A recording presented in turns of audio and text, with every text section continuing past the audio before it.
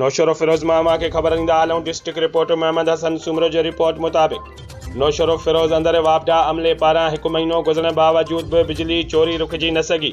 Direct नाजायज़ connection हलण लगा। शहरनि खां गरी रिश्वत तलब करण सबबि शहरी सख़्त परेशानीअ जो शिकार। इंजीनियर वापडा ताज मोहम्मद माका, SDO वापडा नौशर फिरोज़ नदीम जोखियो जी सरपरस्तीअ में संदसि खाटियूं पुट सिंध कॉलोनी सिटी 3 जा मालिक सॾाईंदड़ वापडा मुलाज़िम साजिद हकड़ो सईद तुनियो इरशाद मेमन पारां सिंध कॉलोनी में रात जे पेट में डायरेक्ट लाइन हलाइण ऐं वरी उनखे सुबुह जो सवेर लाइण जी खुलेआम इजाज़त ॾेई छॾी।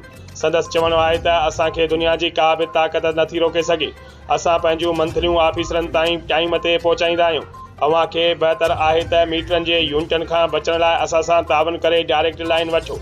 जंहिं ते शहरनि मनो कयो त वापडा वारनि संदनि जे लॻल मीटरनि ते लखें रुपयनि जो डिडक्शन लॻाए मोकिलण लॻा ऐं वरी ॿिए पासे किस्त करे ॾियण खां बि मनो करे छॾियो। शहरनि जो चवणो त असां ग़रीब मिसकीन आहियूं। हिन महांगाई जे दौर में पेट पालण बि वॾी मुसीबत आहे। ॿियो वरी वापडा वारा बिल जी किस्त बि नथा करे ॾियनि, जंहिं सबबि असीं सख़्त परेशानीअ खे मुंहुं ॾियण लॻा आहियूं।